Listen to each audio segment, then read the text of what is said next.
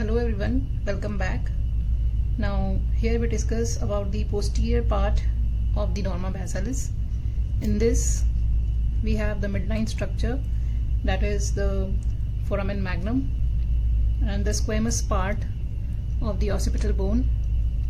On its lateral aspect we can see the occipital condyles, and laterally we have the mastoid process, styloid process, and in between them there is stylomastoid foramina.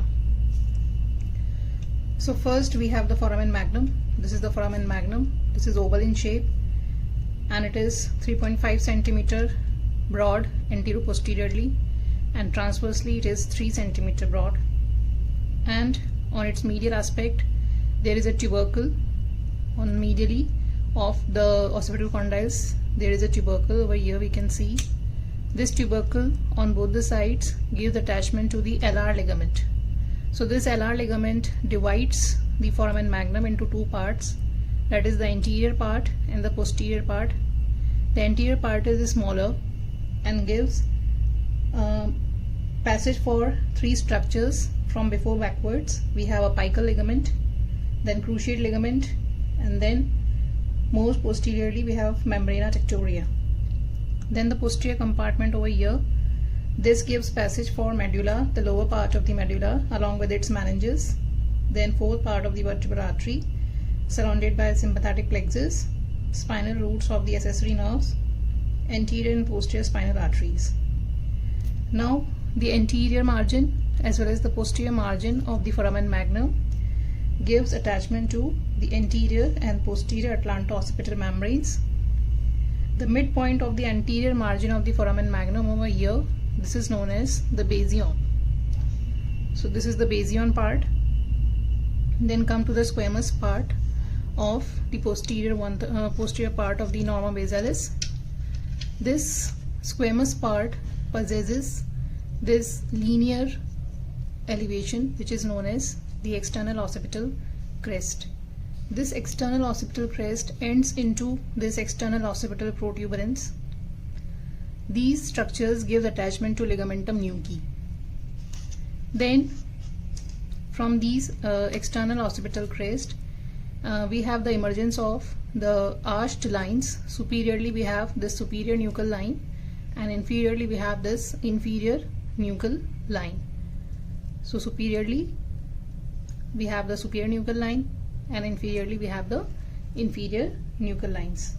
The area between the superior and the inferior nuchal line means this area, that is medially, this is giving origin to semi-spinalis capitis.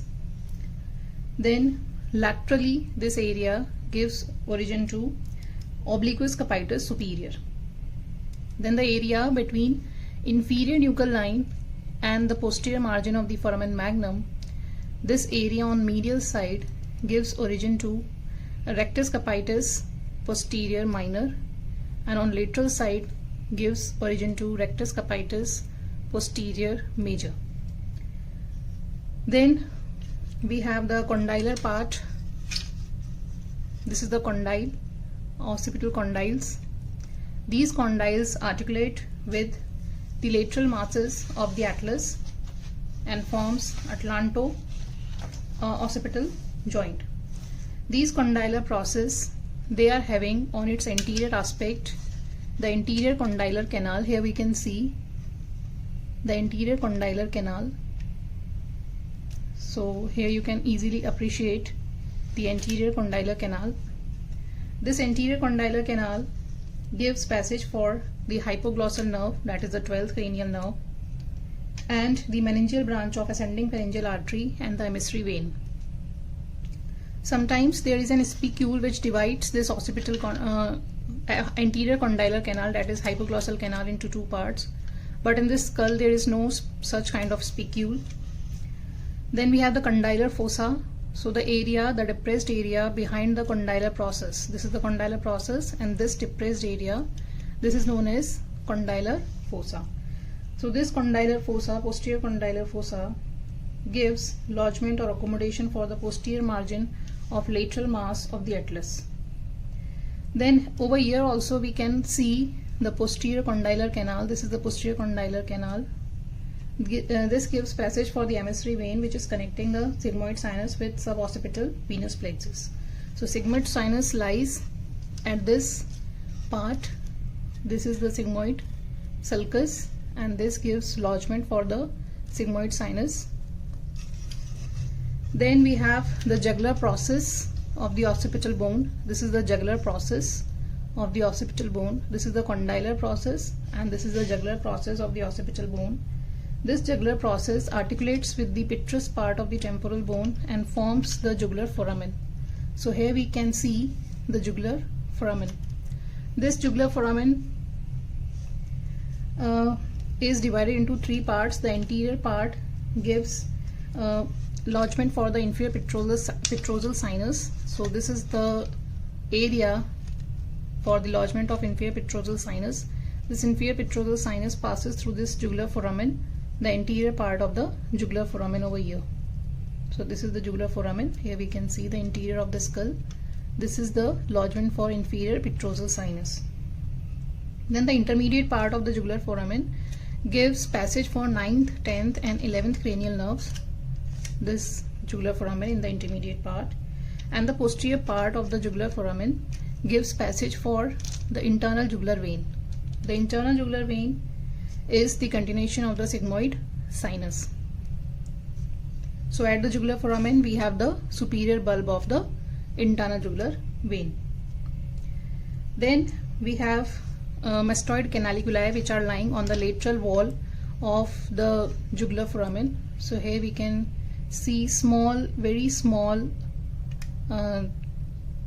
openings which are known as mastoid canaliculi. Here we can see. This is the mastoid canaliculi lying in the lateral wall of the jugular foramen. These mastoid canaliculi gives passage for auricular branch of the vagus nerve. Then we have the styloid process over here. This is the styloid process.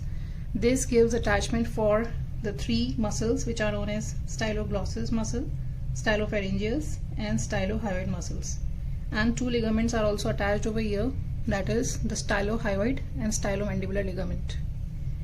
Then we have the mastoid process over here, and this is the mastoid notch. This mastoid notch provides the origin for posterior valley of digastric, and this is the mastoid groove which is lodging the occipital artery. And there is a foramen between the styloid process and the mastoid process. This is the stylomastoid foramina. This styloid mastoid foramina gives passage for facial nerve and stylomastoid artery. So this completes the Norma Basalis of the skull. Thanks for watching.